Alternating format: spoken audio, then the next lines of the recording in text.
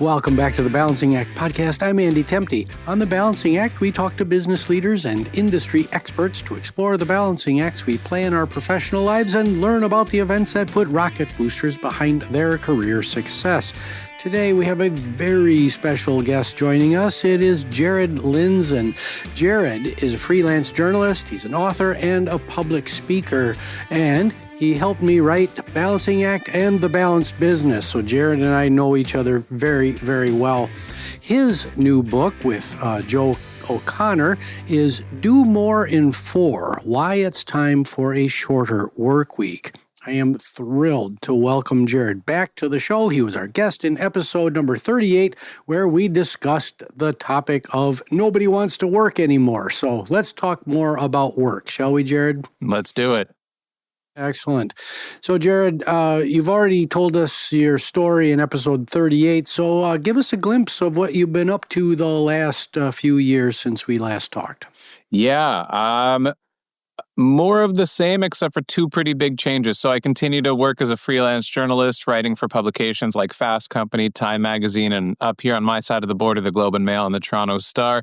The two big changes, as you mentioned, number one, I am weeks away from becoming an author with the book coming out on January 13th. And I'm a dad, which is a pretty big change. Yay. For those who have been through that transformation. I have a 7-month-old daughter, and it's been a wild time. It's been fantastic, and I didn't time for those two things to happen at the same time. They just kind of lined up that way, so it's been a pretty hectic couple of years, to say the least, but all fantastic, amazing, incredible things, and I'm very grateful. Yeah, very, very, very proud of you.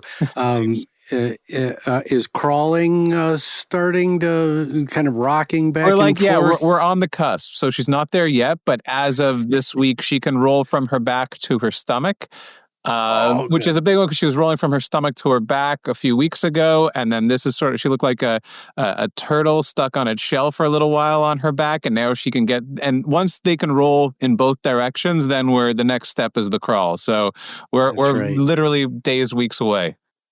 It's so awesome. Yeah. All right, Jared. So tell us about Do More in 4 and really the origin story behind it. How did the project take shape, and what was the spark of inspiration? Yeah, I have to give a lot of credit to my co-author, Joe O'Connor. So as you know, I've been writing about the future of work for quite a long time. And as a reporter in this field, I have been interviewing this gentleman named Joe O'Connor for a number of years now.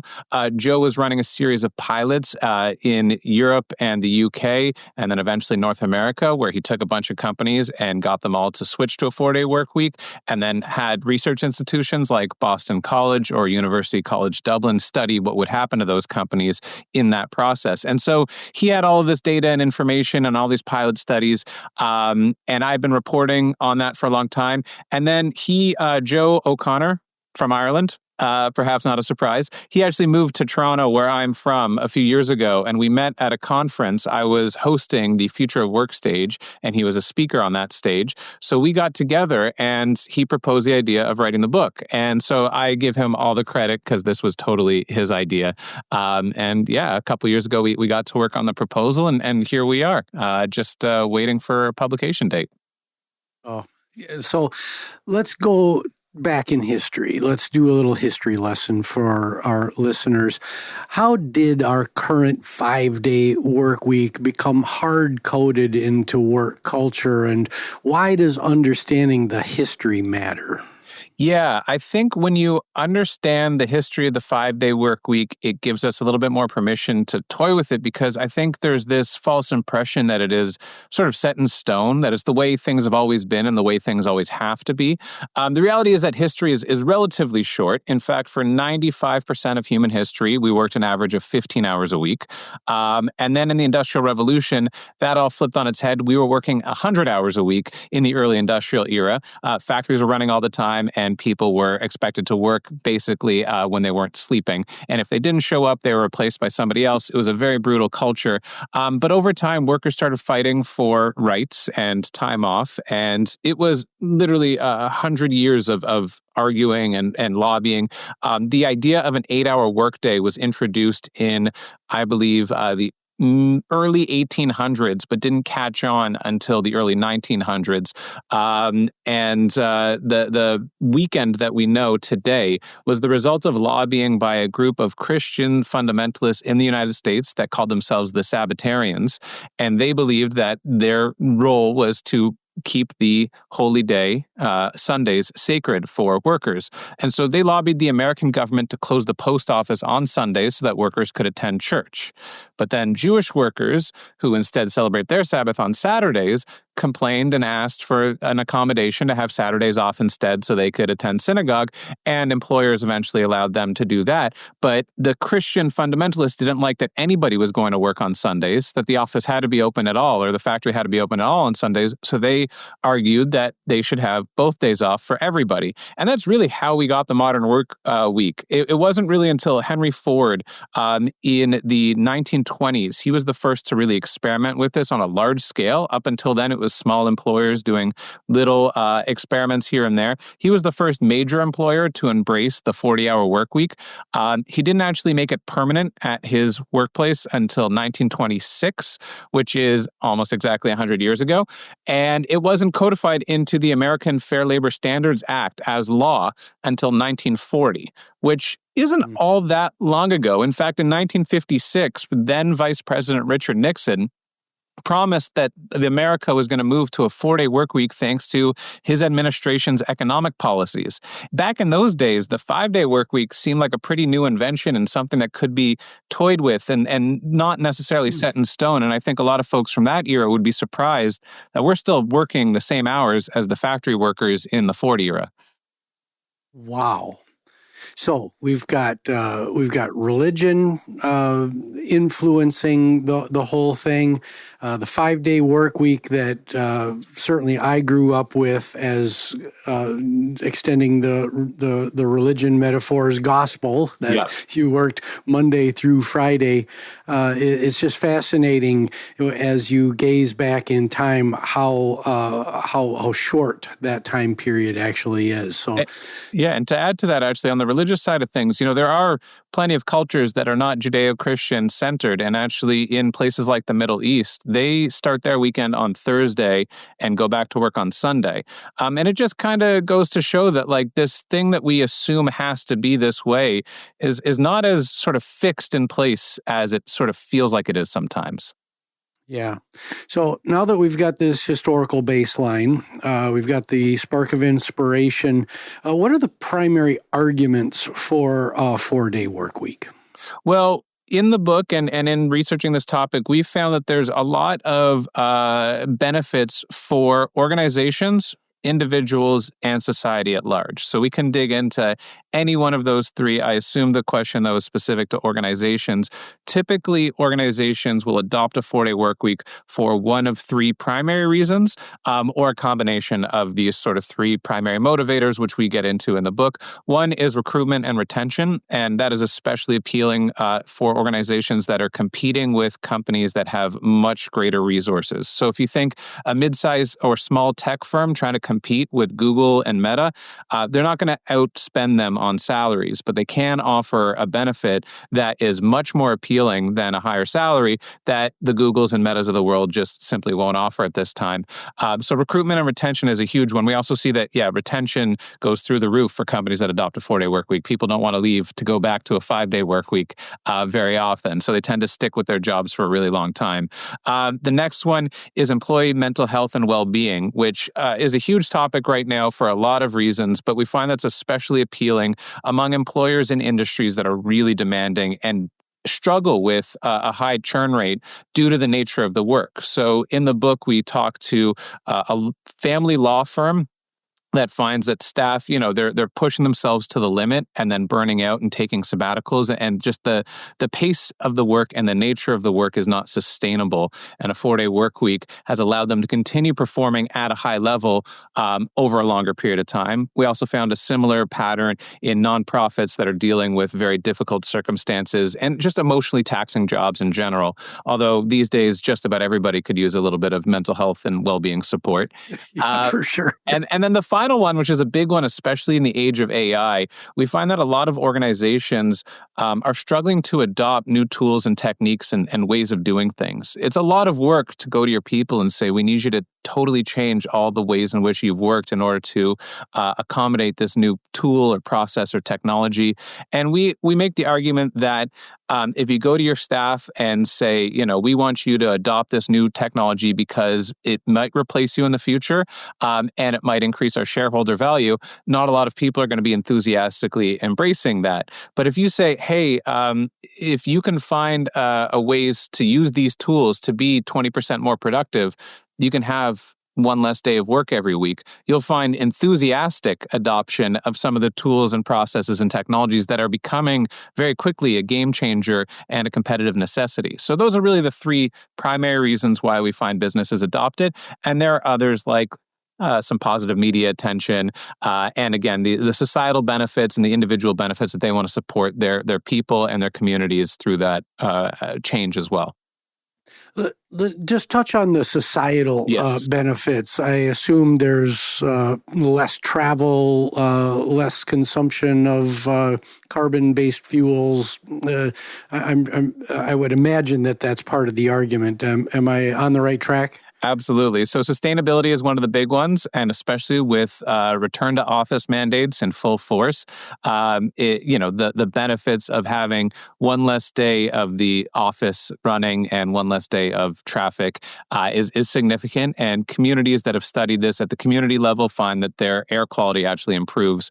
And there are statistics that Americans burn more fuels on the weekdays than weekends by about 15 or 20%. So if you can extend the weekend, you can increase sustainability. The reality is people will travel more if they have a 4-day work week, but that travel is on the whole less than the commuting and the other resources. But the other big one in terms of the sustainability side of things is that having more time allows you to engage in more sustainable behaviors as an individual. And this is actually studied in the UK pilot. People who switched to a 4-day work week recycled more, spent more time in nature, biked more than they drove, and they're able to do things like make themselves a healthy dinner rather than getting delivery because they have more time in their day or in their week to do those things. So it encourages a whole host of sustainable activities, including just reducing traffic and emissions. But then there's other societal benefits. And one of the big ones is for women in the workplace in particular.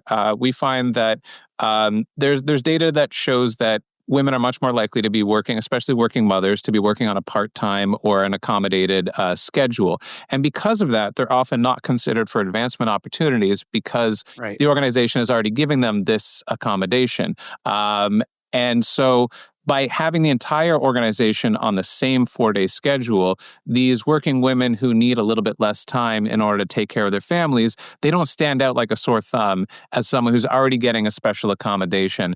And so there is research to show that organizations that switch to a 4-day work week ultimately have greater opportunities to nurture and promote more female talent within their organization, and that men actually pitch in a lot more in domestic duties when they've moved to a 4-day work week. They take care of a lot more of those chores. So it ends up balancing the scales of family responsibilities a lot more. And in fact, the city of Tokyo is using the 4-day work week as a way to increase birth rates because they feel like people are working too much, especially in certain cultures. And especially the reality now that we talk about a lot in the book is that the dual income household has become a necessity for most people out there, which makes it really difficult to also balance domestic life, especially for working women who are generally responsible for doing more at home. And so the 4-day work week is actually being looked at by governments around the world as an opportunity to stem the sort of birth rate crisis that a lot of folks are concerned with in places like Japan.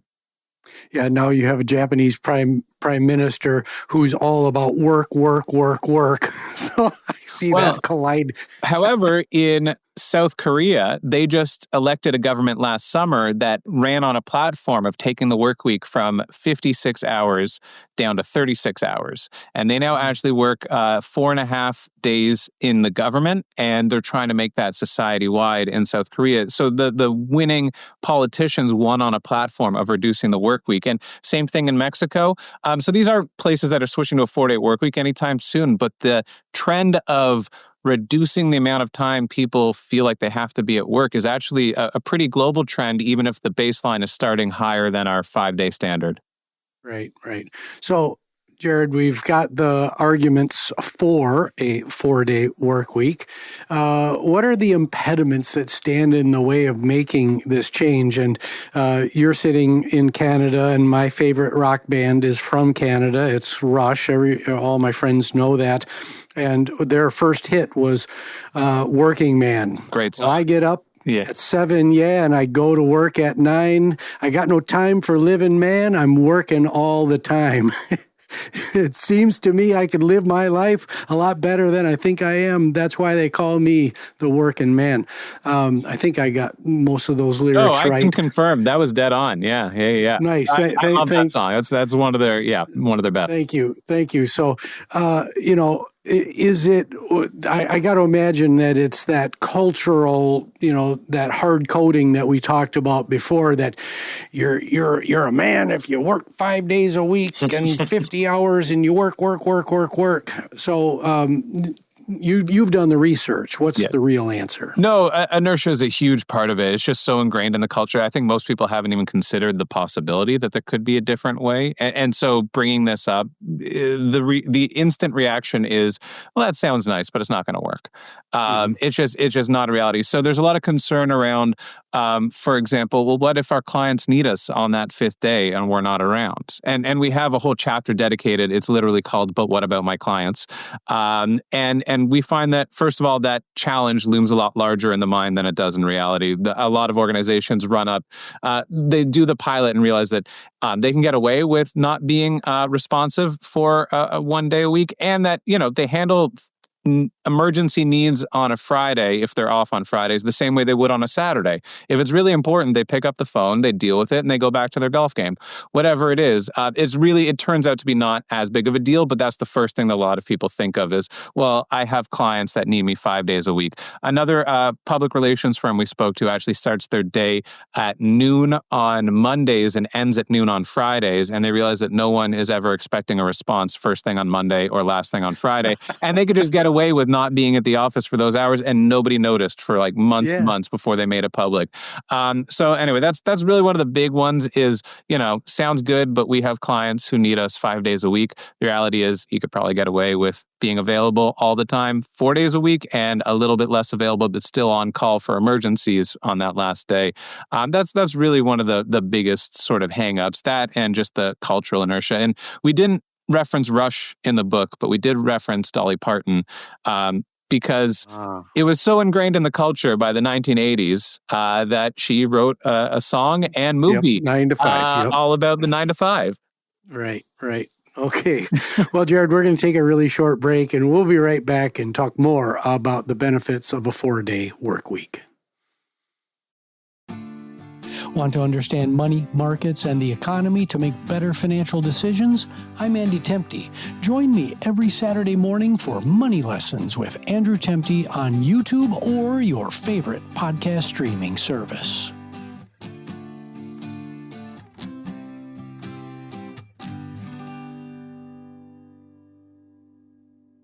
And we're back with Jared Lindzon talking about the benefits of instituting a 4-day work week. So let's get specific about the role of artificial intelligence. You talked about AI just a little bit before the break, but how are advances in AI related to the enablement of a 4-day work week? And how does work need to be redesigned? Absolutely. So I was pretty surprised that when I started reporting on AI and specifically the efforts to introduce new AI tools that, the makers of those tools really talk about as being world-changing, and even the companies that are adopting these solutions say is going to completely transform their business.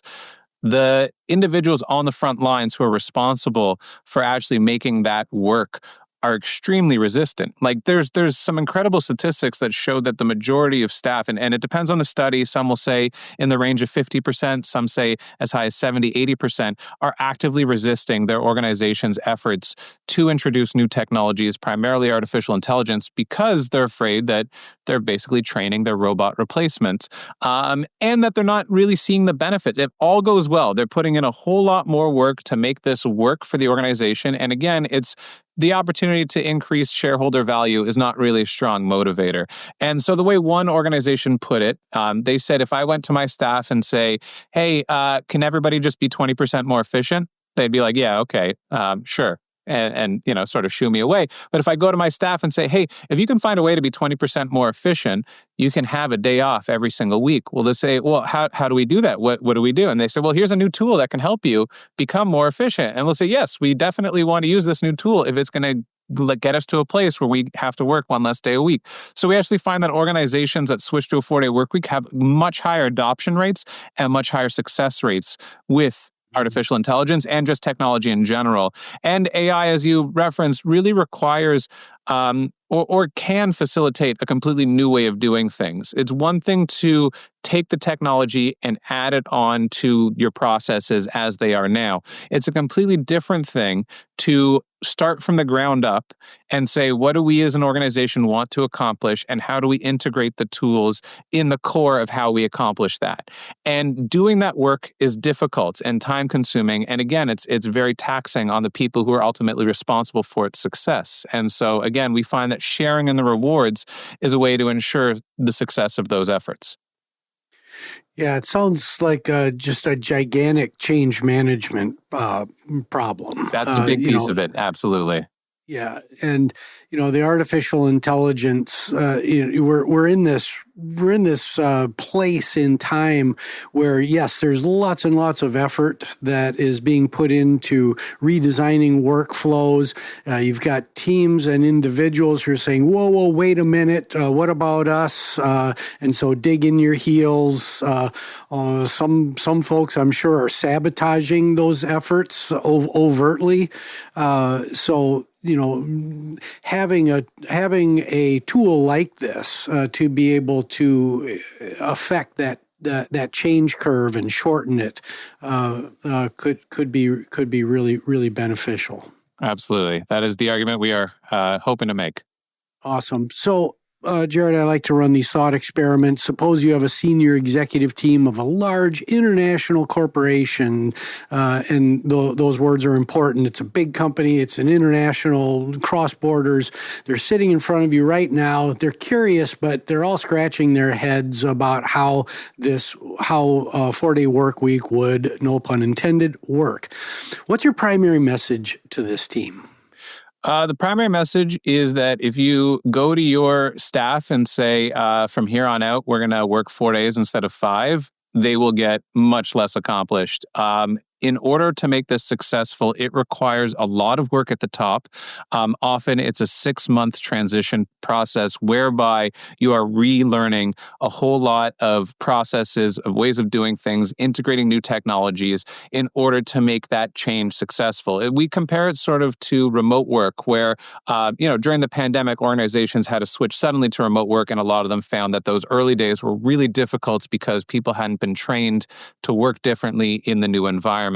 Whereas organizations that had the time and the luxury of being able to integrate a slower, more gradual transition were much more successful with it. And that's the approach that we advocate for, that if you want to be successful, you need to start planning. You need to start working with your staff. And again, it's such a powerful, life-changing incentive that you'll see a lot of enthusiastic participation right off the bat. So don't be afraid to challenge people and say, here are the high benchmarks that we need to clear to make this a reality.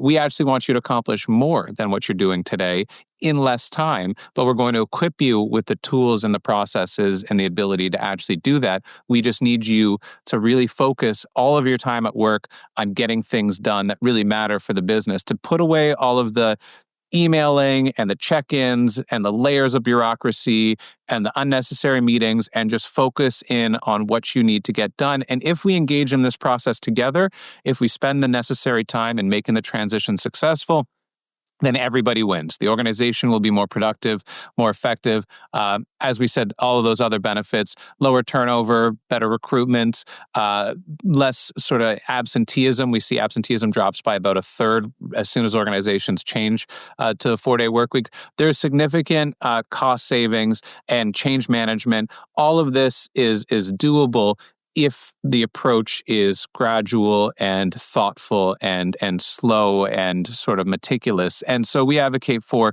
starting with an experiment with one group and expanding that to the rest of the team and the rest of that office and then to the next office, rather than trying to do a wholesale change all at once. So there are ways of doing it, and we acknowledge that it sounds like a crazy idea that you can get more done in less time. And it is crazy on the face of it, but it requires some of that work on the outset to make it a success. Yeah, and so that's all really cool. Now let's talk about the individual, because and I want to run another thought experiment in just a moment, but the thing that keeps coming back to me is the word guilt. And the guilt that I would potentially feel being trained over, frankly, decades. My father talking about being productive in a 5-day work week, and really adding value, and you only do that at work. And so I would, going to a 4-day work week, some in society would go, cool, awesome, let's go. And others might go, well, gosh, there's this thing inside me that I just feel really guilty doing that. How does any of your research go there and talk about solving that issue? Yeah. 'Cause I can see that guilt evidencing itself in unproductive ways in the workplace. Absolutely. Well, I think if, again, you do the work to define what it is that you as an individual are contributing to the organization and maximizing that, then you are actually able to do more of the thing that really matters in less time. And we have studies that show that so much of our time at work is spent doing things that don't actually improve the performance of the organization. And I think for the people who feel that guilt, they probably also feel a little bit guilty sitting in a meeting that they probably didn't need to be in. Or the tourist doing, check-ins all the time with their manager, even though they're doing the same process over and over again. They just need to wait for that thumbs up to move on to the next step. Or, killing a little bit of downtime at work because they finished everything they had to do at 3:30, but the clock says it's not time to leave yet. So they just sort of twiddle their thumbs and look for something to do. And so I imagine those folks are feeling that guilt in small doses throughout their work week. And we think that they will feel much more accomplished focusing every one of their hours at work doing something that matters to the business and that really drives the organization's performance, and still working for less time. And we also find that the workaholics that are part of this experiment, usually, middle managers or executives who are just accustomed to putting in the occasional Saturday and sometimes a Sunday too, they actually find that they spend 4 days a week once they make the transition doing all of their usual duties. And then that 5th day, they're doing some of the stuff that they don't normally have time to do during the week. And so for a lot of managers, they spend their time doing oversight and management of their people and working directly with staff, and they get their own work done on the weekend or evenings. They actually find that they're working 5 days once the organization moves to 4 days, but they actually just get a normal weekend again, which for some of them, they can still be a workaholic under this structure, but they will again feel a lot more accomplished and have a full day of heads down time to do the things that matter to them that aren't part of their, regular scheduled oversight and responsibilities. Yeah, mentoring their people, defining standard work. Really, what I'm hearing is that a continuous improvement journey would be a fantastic ride along with this move to a 4-day work week, because gaining clarity of roles and responsibilities, how the work actually gets done. It's that a lot of that guilt, as you mentioned, comes from this uncertainty of how the work is supposed to be done. So thank you so much for that, Jared. We just took a little bit of a detour there in the flow, but I wanted to get after that because I'm sure some listeners are thinking about, geez, these feelings I would have inside about how I feel about work are important. Mm-hmm. Let's do our mentorship moment. You have a mid-level manager sitting in front of you right now. They work for that same multinational corporation, but they want to drive change from the middle. They see the benefits, but they don't know where to start. What's your advice to that individual? We have a playbook for that individual. Actually, one of the chapters is about how to advocate for a 4-day work week. And so we run through a number of steps that, often if you are not the ultimate decision maker, it can feel like it's way out of your hands. That, it's a nice idea and you can shout it from the rooftops, but nobody's really listening. And so we offer different strategies that have worked in the past that you as an individual can undertake in order to move this conversation further along within your leadership ranks. So one of the big things is to not go it alone, to find others, not just your closest friends in the organization, but folks in other departments and other offices. Talk to them, find out what their biggest concerns would be, and talk to them about what you can do as a group in order to address some of the organization's greatest challenges. So we also tell folks that they should be sort of thinking through what would appeal to the upper management. We talked about those 3 big benefits of switching to a 4-day work week and some of the other smaller benefits that come with it. If you sit down and consider which one of those will really appeal to the leadership of the organization, that, they've got this really big recruitment and retention problem. This is a big solve for that. We should lead with that. We also offer case studies in the book and elsewhere on our website that we hope organizations can find others that look like them that have had success with the 4-day work week, so they can see the example and they can present the example to their leadership and say, Unilever did this in Australia and New Zealand with hundreds of employees, and this is for real. Microsoft did this in Japan. This isn't just some sort of crazy fringe idea. Organizations, your competitors, your peers have looked at this seriously and have used it to their advantage, and so can you. And then finally, the last thing is, as I mentioned earlier, we really want to advocate for a gradual approach. I think when people hear 4-day work week, they think we're going to give everybody a vacation day starting next week and it's going to be chaotic. We're going to just lose 20% productivity off the bat. Talking about that gradual approach, talking about doing a small scale experiment with one team, seeing how it goes. If things go well, expanding it to a second team, maybe the whole office, maybe the whole country, maybe the whole organization over a gradual period. I think it's a lot easier to sort of dip your toe in the water than to dive in head first. And I know a lot of people who hear this idea and are excited about it want to dive in head first, but your leadership isn't going to want to, and you need to be sensitive to that. Yeah. Thank you for that advice, Jared. Where can folks learn more, pick up the book, etc.? DoMoreIn4.com. You can find where to buy the book, more about us, more about our media appearances. I'm sure we'll have a link to this interview once it's available as well. And you can buy the book anywhere books are sold. Amazon, Barnes & Nobles, all the usual places where they sell books. You will find it, and I hope you'll pick it up. Excellent. Well, let's do our lightning round questions, shall we? So, Jared, you've just won a $100 million lotto jackpot, but there's a stipulation that half of your net winnings go to one philanthropic organization or cause. Who do you pick? I have to pick one?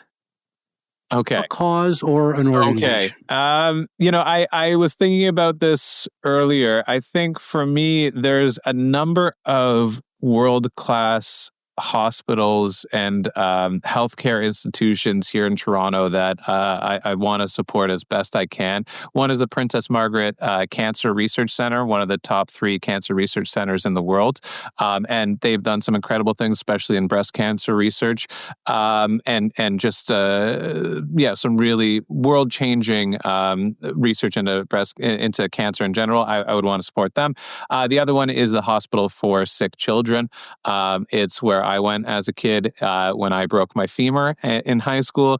I've already been there a couple of times with my daughter. It is one of the best children's hospitals on the planet, and it's about 20 minutes down the road from where I am now. And any opportunity to support them, I'd be thrilled. Awesome. Now, I give you access to a really small time machine, and you can send a message to an earlier version of Jared Lindzon. What's the message, and what previous version do you send it to? I would tell late high school, early university Jared that follow your passion and the money will follow, because I was very anxious in those days that being a journalist meant having to make some significant financial sacrifices. I was really worried that, this is an industry and a career that people would tell me over and over and over again, whether they're in the industry or not, that there was just no future in it, no money in it, no way to sustain a career in it. And I was really hesitant to pursue this career path. Obviously, I didn't let that stop me, but it did create a lot of anxiety, especially before I got out into the world and tried my hand at it for real. So I would just want to give myself the confidence to keep going without the anxiety that, I was headed towards poverty. Yeah, very good. Jared, we're all works in progress. What are you focused on right now in your personal journey of growth? Becoming a dad recently really changes everything. What matters in life, how you spend your time. I think about what it means to be a good dad all the time. And I'm thinking way beyond where my 6 or 7 month olds, now 7-month-old will be, recognizing. I'm thinking about how I want to raise her way into the future. And she's, just a little baby right now. And so I think that's where I will and want to spend more energy. Of course, it wasn't something I thought about too much before becoming a dad, and now it's something I think about every day, which is just doing the best I can for her. It's just a wonderful transition, isn't it? It really is. It really focuses the mind into what matters. It really does. I'm so proud of you, Jared. Thank you so much for being on the show again. Thanks so much for having me. Always a pleasure. All right. Well, my name is Andy Temte. This is the Balancing Act podcast. You can find us on all the major streaming services as well as out on YouTube. Please like, subscribe, rate, and most importantly, share this public good, especially this episode, with your friends, your family, your colleagues, and maybe a neighbor. And the show was produced by Nicholas Temte. We'll see you next time on the Balancing Act.